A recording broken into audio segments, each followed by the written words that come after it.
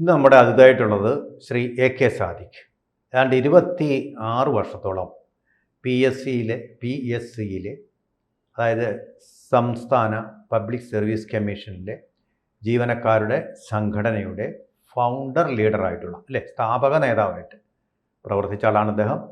വിദേശ രാജ്യങ്ങളെക്കുറിച്ച് ധാരാളം അറിവ് സന്ദർശിച്ചിട്ടുള്ള ബന്ധുബലമുള്ള ആളും കൂടിയാണ്. നമുക്ക് അദ്ദേഹത്തോട് ചോദിക്കാം. ഞാൻ ഇന്ന് ആദ്യം ചോദിക്കുന്ന ചോദ്യം, ഏറ്റവും ഒടുവിൽ നമ്മുടെ ഇന്ത്യയിലെ ഇറാനിയൻ അംബാസഡർ കഴിഞ്ഞ ദിവസം പറഞ്ഞ ഒരു കാര്യത്തെക്കുറിച്ചാണ്. അതായത് അദ്ദേഹം പറഞ്ഞത് മുഹമ്മദ് ഫത്താലി എന്നാണ് അദ്ദേഹത്തിൻ്റെ പേര്. ഇറാൻ അയൽ രാജ്യങ്ങളെ ഒരിക്കലും ആക്രമിക്കുകയില്ല. അവർ നടത്തിയിരിക്കുന്ന ആക്രമണങ്ങളെല്ലാം തന്നെ ലക്ഷ്യമിട്ടത് അമേരിക്കൻ താവളങ്ങളെയാണ്. അതുപോലെ ഖമനേയി എന്ന് പറഞ്ഞാൽ ഇറാൻ ദേശത്തെ സംബന്ധിച്ചിടത്തോളം, അവിടുത്തെ ജനങ്ങളെ സംബന്ധിച്ചിടത്തോളം, സ്ത്രീകളും പുരുഷന്മാരും ഉൾപ്പെടെ അവരുടെ നേതാവ് മാത്രമല്ല, പിതാവും കൂടിയാണ്. അതായത് പിതൃതുല്യൻ എന്നാണ് അദ്ദേഹം ഉദ്ദേശിക്കുന്നത്. എപ്പോഴും അദ്ദേഹം ശരിയുടെ പക്ഷം നിലയുറപ്പിച്ച ആളുമാണ്. ശരിയാണോ? ഇവിടെ 7 ദിവസമായി നടക്കുന്ന ഇറാൻ യുദ്ധം അത് ലോകം മുഴുവൻ ചർച്ച ചെയ്തുകൊണ്ടിരിക്കുകയാണ്. ആരുടെ ഭാഗത്തെന്നാണ് ശരി, ആരുടെ ഭാഗത്താണ് തെറ്റ് എന്ന് ഒരു യുദ്ധം നടക്കുന്ന സന്ദർഭത്തിൽ ചർച്ച വരും. ഇവിടെ നിസ്സംശയം എല്ലാ പേർക്കും മനസ്സിലാക്കാൻ കഴിയുന്നത് ഇസ്രായേലാണ് ആദ്യം ഇറാഖിലേക്ക് യുദ്ധം തുടങ്ങി വെച്ചത്. ഒരു കാര്യം ഒന്ന് ഇടപെട്ട് പറഞ്ഞോട്ടെ, ഇസ്രായേൽ തന്നെയാണ് ഹമാസിൻ്റെ കാര്യത്തിൽ അവരെ കൊന്നു കൂട്ടിക്കൊണ്ടിരുന്നപ്പോൾ ഇസ്രായേൽ തന്നെയാണ് പറയുന്നത്, ആരാണോ യുദ്ധം തുടങ്ങി വെച്ചത് അവരെ അവസാനിപ്പിക്കണം. അവരെ എത്ര ആയിരങ്ങളെ, പിഞ്ചുകുട്ടികളെ, രോഗിണികളെ ഉൾപ്പെടെ അവിടെ പലതും ചെയ്തിരുന്നു. അതിൻ്റെ ഒരു ഹ്യൂമൻ ഷീൽഡായിട്ട് ഉപയോഗിച്ചതാണ് എന്നുള്ള സംശയം നിലനിൽക്കെ തന്നെ അങ്ങനെയാണ് അവർ പറഞ്ഞത്. അതുപോലെ ഇപ്പോൾ നമ്മൾ കാണുന്ന യുദ്ധത്തിൻ്റെ ഒരു പ്രത്യേകത, ഇറാൻ്റെ ആക്രമണത്തിൽ സിവിലിയന്മാരൊന്നും അധികമായിട്ട് മരിക്കുന്നില്ല. പക്ഷേ അമേരിക്കയുടെ അതുപോലെ തന്നെ ഇസ്രായേലിൻ്റെ യുദ്ധത്തിൽ, അവർ നടത്തുന്ന യുദ്ധത്തിൽ ഇപ്പോൾ ഇതിനോടകം തന്നെ 2000-ഓളം ഇറാനിയൻ പിഞ്ചുകുട്ടികളായിട്ടുള്ള 165 പിഞ്ചു പെൺകുട്ടികളായിട്ടുള്ള 165 പേരുൾപ്പെടെ, അത്രയും പേരെന്നുള്ളത് ഔദ്യോഗിക കണക്ക്, അതിനും മുകളിലായിരിക്കും, അത്രയും മനുഷ്യരെ കുരുതി കൊടുത്തുകൊണ്ടാണ് ഈ യുദ്ധം പുരോഗമിച്ചുകൊണ്ടിരിക്കുന്നത്. ഇത് സെപ്റ്റംബർ വരെ നീളും എന്നാണ് ഇപ്പോഴത്തെ അറിയിപ്പ്. അപ്പോൾ ഇറാനിൽ യുദ്ധം തുടങ്ങി വെച്ചു. സ്വാഭാവികമായും ഒരു രാജ്യത്തെ ആക്രമിച്ചാൽ പ്രത്യാക്രമണം അനുവദനീയമാണ്. മതപരമായിട്ടാണെങ്കിലും രാഷ്ട്രീയപരമായിട്ടാണെങ്കിലും ഏത് രീതിയിലാണെങ്കിലും ആക്രമിച്ചാൽ തിരിച്ചടിക്കാം. ഇറാൻ അത് ചെയ്തുകൊണ്ടേയിരിക്കുന്നു. അപ്പോൾ ഒരു വിഷയം വരുന്നത്, ഇസ്രായേലിനെ നേരിട്ട് ഇറാന് ആക്രമിക്കാൻ കഴിയുമോ? അമേരിക്കയെ ഇറാനിൽ ഇരുന്നു കൊണ്ട് ഇത്രയും ദൂരെയുള്ള ഒരു രാജ്യത്തെ ആക്രമിക്കാൻ കഴിയുമോ? ന്യായമായ ഒരു ചോദ്യമാണ്. അവിടെ അമേരിക്ക കണ്ടെത്തിയിരിക്കുന്ന ഏറ്റവും വലിയ ഒരു തന്ത്രം, ഈ ഗൾഫ് രാഷ്ട്രങ്ങളിലെല്ലാം അവരുടെ താവളങ്ങളുണ്ട്. ആ താവളങ്ങൾ അനുവദിച്ചു കൊടുത്ത രാജ്യങ്ങൾക്കുള്ള താക്കീതായിട്ടും ഒപ്പം ഞങ്ങൾ തിരിച്ചടിക്കുന്നു എന്നുള്ളത് ലോകത്തെ ബോധ്യപ്പെടുത്തണമെങ്കിൽ നമ്മളുടെ അമേരിക്കയുടെയും ഇസ്രായേലിൻ്റെയും സൈനിക താവളങ്ങളെ തിരിച്ചാക്രമിക്കണം. ആ ആക്രമണമാണ് ഇറാൻ നടത്തുന്നത്. ആ അർത്ഥത്തിൽ അദ്ദേഹം പറഞ്ഞത് 100% ശരിയാണ്. ഞങ്ങൾ ആക്രമിക്കുന്നത് ജനങ്ങളെയല്ല, UAE-യിലെ ജനങ്ങളെയല്ല, ബഹ്റിനിലെ ജനങ്ങളെയല്ല, കുവൈറ്റിലെയോ സൗദിയിലെയോ ജനങ്ങളെ, നേരത്തെ അങ്ങ് പറഞ്ഞതുപോലെ സിവിലിയൻസിനെ അല്ല ഞങ്ങൾ ആക്രമിച്ചത്, സൈനിക താവളങ്ങളെയാണ്. ഇപ്പൊ 5ാം കപ്പൽ പട, അത് ബഹ്റിനില്, അവിടെ 5ാം കപ്പൽ പടയുണ്ട്. ആ 5ാം കപ്പൽ പടയ്ക്ക് നേരെ ആക്രമണം നടത്തി. അത് ഫലത്തിൽ ഇന്ന് വെളുപ്പാങ്കാലത്തും ഉണ്ടായി, വീണ്ടും ആവർത്തിച്ചു. ഏറ്റവും ഒടുവിൽ നടന്ന ആക്രമണം. അതെ. അതേപോലെ പക്ഷെ ഇങ്ങനെ ഈ സൈനിക താവളങ്ങൾ ആക്രമിക്കുമ്പോൾ എത്ര കൃത്യതയോടെ ആക്രമിച്ചാലും ചിലതൊക്കെ ചിലപ്പോൾ ലക്ഷ്യം തെറ്റിപ്പോകും. അല്ല, അങ്ങനെയല്ല പറയുന്നത്. പേട്രിയോട്ട് മിസൈൽ അത് ഇന്റർസെപ്റ്റ് ചെയ്യുന്നു. ഇന്റർസെപ്റ്റ് ചെയ്യുന്നതിൻ്റെ ഫലമായിട്ട് ഇതിൻ്റെ ചീളുകൾ, എനിക്കൊരു സംശയമുണ്ട്, ഈ കള്ളം പറയുന്ന അമേരിക്ക കള്ളത്തരങ്ങളും കാണിക്കും. അത് അവരുടെ മണ്ണിലേക്ക് വീഴാൻ വേണ്ടിയിട്ടുള്ള സംവിധാനങ്ങൾ അവർക്ക് ചെയ്യാൻ നിഷ്പ്രയാസം സാധിക്കും. അങ്ങനെ ചെയ്തുകൊണ്ട് നിങ്ങളെ ഇറാൻ ആക്രമിക്കുന്നു എന്നൊരു പ്രതീതി സൃഷ്ടിക്കുക. ഇത് തന്നെയാണ് പല സ്ഥലങ്ങളിലും അവർ ചെയ്തുകൊണ്ടിരിക്കുന്നത്. അങ്ങനെ തന്നെ ഇങ്ങനെ അവരെ ആക്രമിക്കുന്നുണ്ടെന്നൊരു പ്രതീതി പാകിസ്ഥാനോട് പറഞ്ഞു, നിങ്ങൾക്കിപ്പോൾ നിങ്ങളുടെ ബലൂജികളെ ഇപ്പോൾ അവർ പിന്തുണയ്ക്കും, അതുകൊണ്ട് നിങ്ങളുടെ സ്ഥലം ഞങ്ങൾക്ക് തരണം, അങ്ങോട്ട് മിസൈൽ അയക്കാൻ. ഈ കള്ളത്തരം, ഈ ഗിബേലിയൻ തന്ത്രമാണ് അവർ പ്രയോഗിച്ചുകൊണ്ടിരിക്കുന്നത്. ഇപ്പോൾ ഇവിടെ തന്നെ യുദ്ധത്തിന് കാരണമായി പറഞ്ഞു വെച്ചതെന്താണ്? ഇറാനിൽ അവിടുത്തെ ഭരണാധികാരികൾ മനുഷ്യ അവകാശ ലംഘനം നടത്തുന്നു. വാദത്തിന് സമ്മതിച്ചു കൊടുത്താൽ പോലും ഈ 165 പിഞ്ചു കുഞ്ഞുങ്ങളെ കൊല്ലുന്നത് മനുഷ്യാവകാശ ധ്വംസനമല്ല. അതാണ് അത്. മറ്റൊന്ന്, ഈ രീതിയിൽ ഇപ്പൊ ട്രംപിനെതിരെ അമേരിക്കൻ കോൺഗ്രസിലും റിപ്പബ്ലിക്കൻ പാർട്ടിയിലും വലിയ പ്രശ്നങ്ങളാണ്. അവർ പ്രമേയം കൊണ്ടുവന്നു, ഡെമോക്രാറ്റുകൾ പ്രമേയം കൊണ്ടുവന്നു. ട്രംപിന്റെ യുദ്ധ അധികാരം നിയന്ത്രിക്കാനുള്ള പ്രമേയമാണ് കൊണ്ടുവന്നത്. അതെ, റിപ്പബ്ലിക്കൻ പാർട്ടിയുടെ അംഗബലം കൊണ്ട് അവർ കഷ്ടിച്ച് രക്ഷപ്പെട്ടു എന്നേ ഉള്ളൂ. ഒപ്പം ജനങ്ങൾ അദ്ദേഹത്തിന്റെ പ്രസംഗത്തെ കൂവി വിളിക്കുന്നത് നമ്മൾ കണ്ടു, വിഷ്വൽസ് കണ്ടു. എന്ന് മാത്രമല്ലല്ലോ, മേക്ക് അമേരിക്ക ഗ്രേറ്റ് അഗൈൻ എന്നുള്ളതാണ് ട്രംപ് പറയുന്നത്. അതിനെ മാറ്റിക്കൊണ്ട് യൂറോപ്യൻ രാജ്യങ്ങൾ ഇപ്പോൾ പറയുന്ന മേക്ക് അമേരിക്ക ഗോ എവേ. ഇപ്പൊ ഗൾഫ് രാജ്യങ്ങൾ സ്വീകരിക്കേണ്ട തന്ത്രം അതാണ്. അവർക്ക് സമാധാനമായി ജീവിക്കണമെങ്കിൽ മേക്ക് അമേരിക്ക ഗോ എവേ.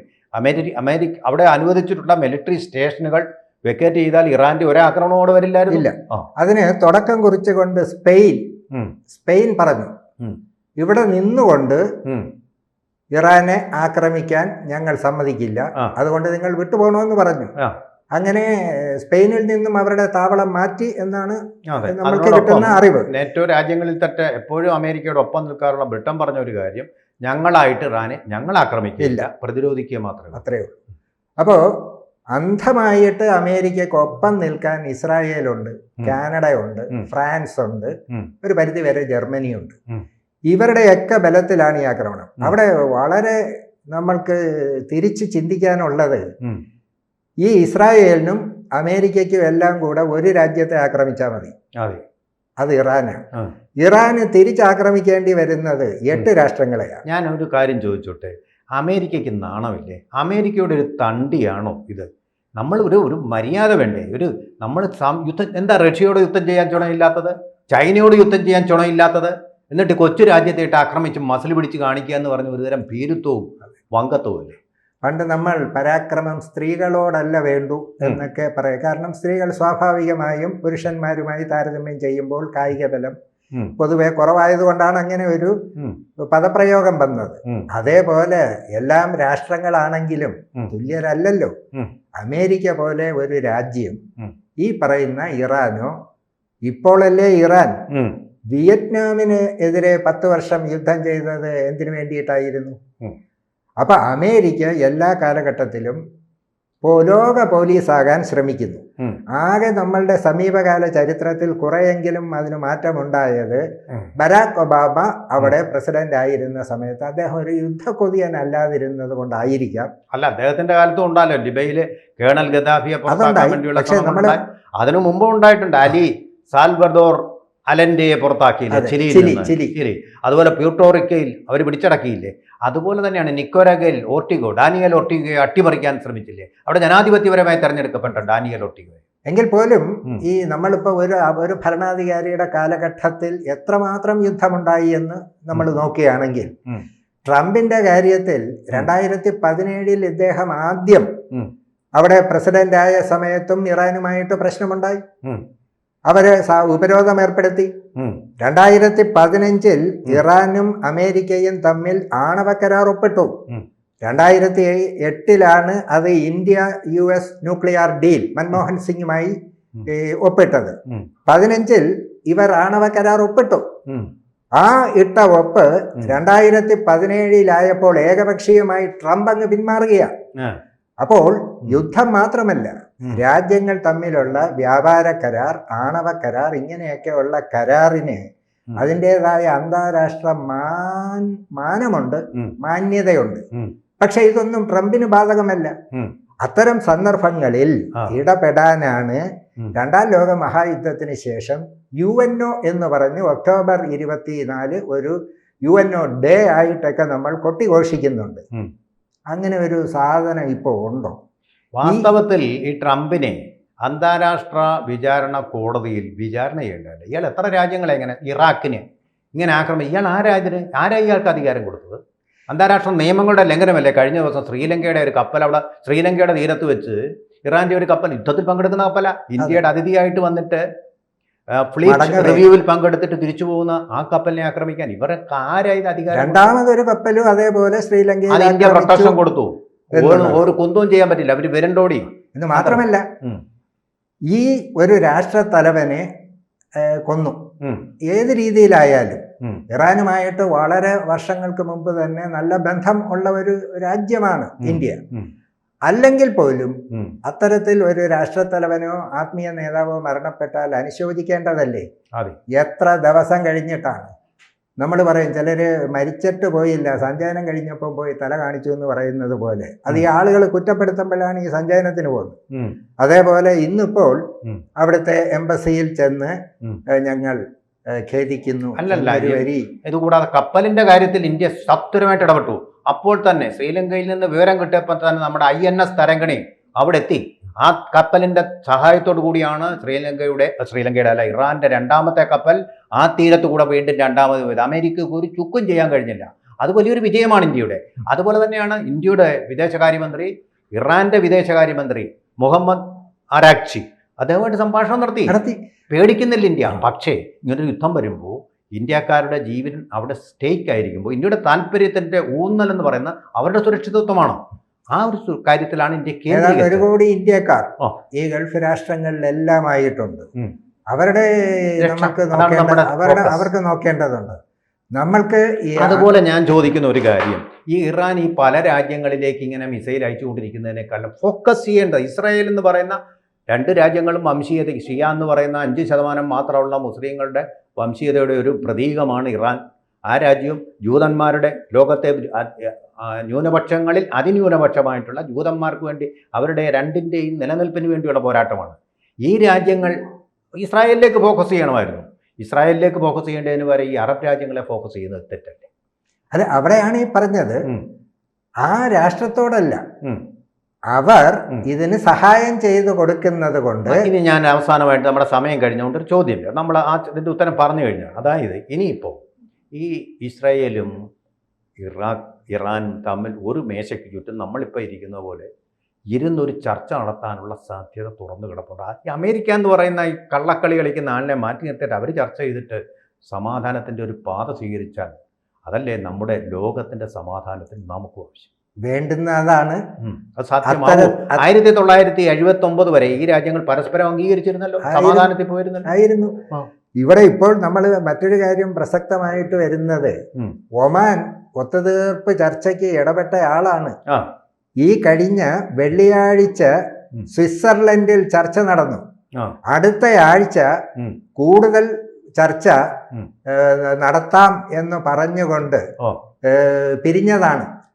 വെള്ളിയാഴ്ച പിറ്റേ ദിവസമാണ് ശനിയാഴ്ച ഇസ്രായേൽ യുദ്ധം തുടങ്ങി. അപ്പോൾ ഒരു പക്ഷേ ഈ അമേരിക്ക ഒരു സ്റ്റെപ്പ് പുറമോട്ട് പോകുമോ എന്ന് പേടിച്ചിട്ട് ഇസ്രായേൽ തന്നെ അങ്ങ് തുടങ്ങി വെച്ചതായിരിക്കാനാണ് ഏറ്റവും സാധ്യത. ഇതുപോലെ തന്നെ ഇസ്രായേൽ ഇപ്പോൾ ഇറാനെ ആണെന്ന വ്യാജേന സൗദിയിലേക്ക്, അവരുടെ ഏറ്റവും വലിയ ശത്രു രാജ്യമാണ് സൗദി അറേബ്യ, അവർക്ക് നേരെ മിസൈൽ അയക്കുന്നുണ്ടെന്നാണ് നമുക്കിപ്പോൾ ഏറ്റവും പൊതുവിൽ കിട്ടുന്ന വാർത്ത. ഏറ്റവും ഒടുവിൽ വന്നത് ചൈന ഇടപെട്ടിട്ട് ഒത്തുതീർപ്പിന് തയ്യാറാണ്, ഒരു ഇന്റർലോക്യൂട്ടറുടെ റോൾ തങ്ങൾ വഹിക്കാമെന്ന് പറഞ്ഞു. ഇതൊക്കെ ലോകം സ്വാഗതം ചെയ്യേണ്ടതല്ലേ? അത് തീർച്ചയായിട്ടും ആണ്. അതിന് ഇനിഷ്യേറ്റീവ് എടുക്കേണ്ടത് UNO ആണ്. നിർഭാഗ്യവശാൽ ഇപ്പോൾ അതില്ല.